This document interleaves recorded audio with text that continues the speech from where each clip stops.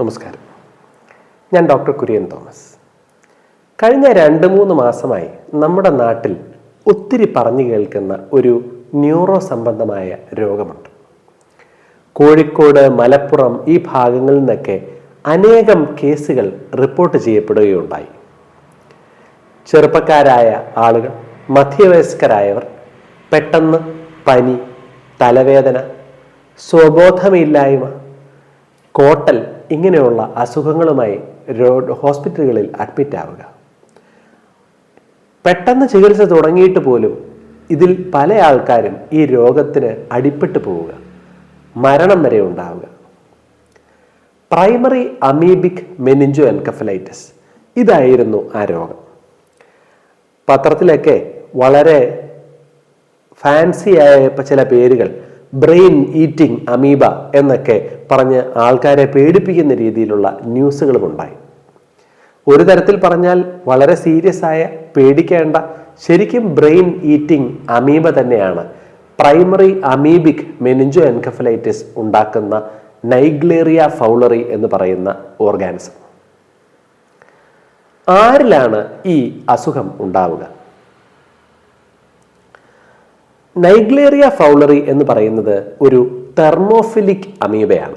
എന്ന് വെച്ചാൽ നമുക്ക് ചുറ്റുമുള്ള കുളങ്ങൾ, പുഴകൾ ഇവയിലൊക്കെ ഇത്തിരി ചൂടുള്ള പോലെ ഉള്ള വെള്ളം ഉണ്ട് എന്നുള്ളതിൽ അതിൽ വളരുന്ന ഒരു അമീബയാണ് ഇത്. ക്ലോറിനേറ്റ് ചെയ്തിട്ടില്ലാത്ത നീന്തൽ കുളങ്ങൾ, നമ്മുടെ ചുറ്റുമുള്ള പുഴകൾ ഇവയിലൊക്കെ ഈ നൈഗ്ലേറിയ ഉണ്ടാകാം. ഇതിനോട് ചേർന്നുള്ള മണ്ണിൽ വരെ ഉണ്ടാകാം. നൈഗ്ലേറിയ ഫൗളറി എന്ന് പറയുന്ന അസുഖം ഒരിക്കലും ഒരാളിൽ നിന്ന് മറ്റൊരാളിലേക്ക് പടരുകയില്ല. എപ്പോഴാണ് ഈ രോഗം നിങ്ങളുടെ ശരീരത്തിലേക്ക് കയറുക?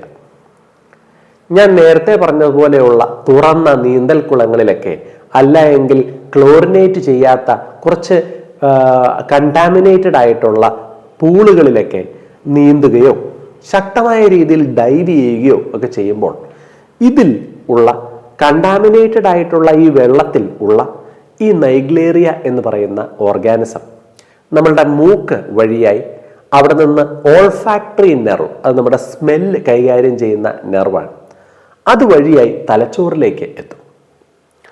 ഒരു തവണ തലച്ചോറിലേക്ക് എത്തിക്കഴിഞ്ഞാൽ വളരെ പെട്ടെന്നായിരിക്കും ഈ രോഗം വഷളാവുക.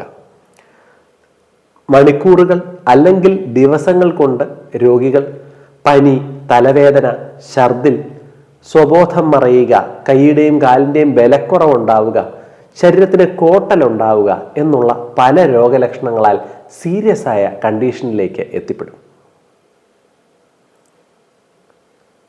ഏത് കാലഘട്ടത്തിലാണ് സാധാരണഗതിയിൽ ഇത് കൂടുതലായി കാണാറുള്ളത്?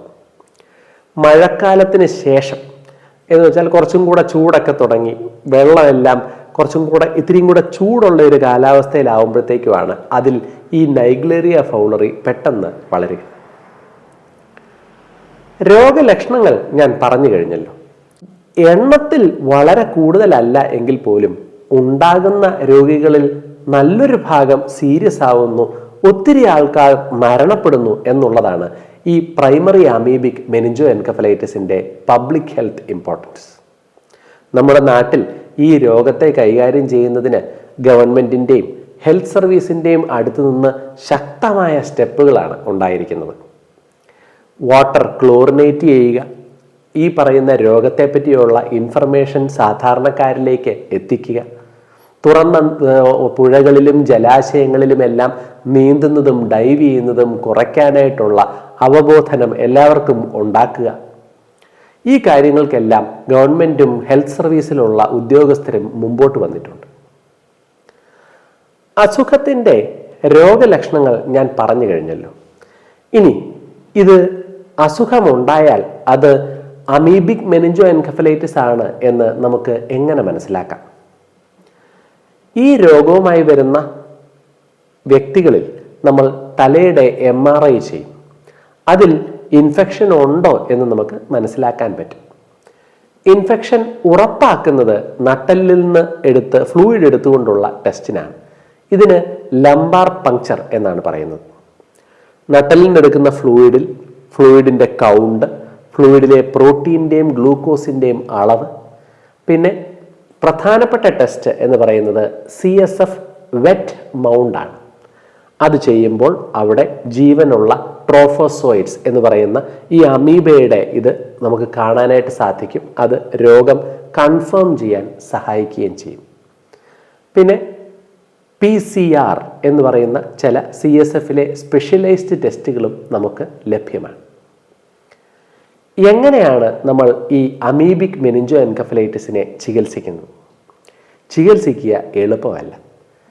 രോഗിയുടെ രോഗലക്ഷണങ്ങളിലേക്ക് നമ്മൾ ചികിത്സ ആദ്യം കൊടുക്കും. പനിക്ക് പാരസെറ്റമോൾ പോലെയുള്ള മരുന്നുകൾ, കോട്ടലൊക്കെ ഉണ്ടെങ്കിൽ ഫിറ്റ്സ് വരാതിരിക്കാനുള്ള മരുന്നുകൾ, തലയുടെ മർദ്ദം കുറയ്ക്കാൻ ചിലപ്പോൾ സ്റ്റിറോയിഡ് അങ്ങനെയുള്ള മരുന്നുകൾ.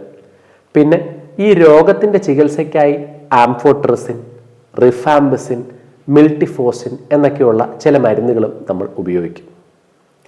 വളരെ നേരത്തെ മനസ്സിലാക്കാൻ പറ്റിയാലും ഏറ്റവും നല്ല ചികിത്സ കൊടുത്താൽ പോലും പെട്ടെന്ന് തലച്ചോറിനെ ബാധിക്കുന്ന, തലച്ചോറിനെ ആക്രമിച്ച് കീഴടക്കുന്ന ശരിക്കും ഒരു ബ്രെയിൻ ഈറ്റിംഗ് അമീബ തന്നെയാണ് പ്രൈമറി അമീബിക് മെനിഞ്ചോ എൻകഫലൈറ്റിസ് ഉണ്ടാക്കുന്ന നൈഗ്ലേറിയ ഫൗളറി. അതുകൊണ്ട് തന്നെ ഈ രോഗം എങ്ങനെ ഉണ്ടാകുന്നു എന്നുള്ള അറിവ് നിങ്ങളുടെ സുഹൃത്തുക്കളിലേക്ക് എത്തിക്കുക. തുറന്ന ജലാശയങ്ങളിലേക്ക് നീന്തുന്നതും എടുത്ത് കുതിച്ചു ചാടി ഡൈവ് ചെയ്യുന്നതുമൊക്കെ കഴിയുന്നതും ഒഴിവാക്കുക. എപ്പോഴും സ്വിമ്മിംഗ് പൂളുകളൊക്കെ യൂസ് ചെയ്യുന്നുണ്ടെങ്കിൽ ക്ലോറിനേറ്റഡ് ആയിട്ടുള്ള, ഇടയ്ക്ക് വെള്ളം മാറ്റുന്ന നല്ല പൂളുകളിൽ പോകാനായിട്ട് ശ്രദ്ധിക്കുക. ചില ആളുകൾക്ക് ഈ നസ്യം പോലെയുള്ള രീതിയിലുമൊക്കെ മൂക്ക് കഴുകുന്ന ശീലമുണ്ട്.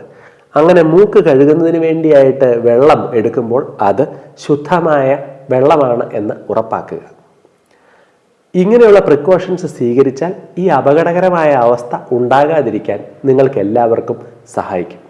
നന്ദി.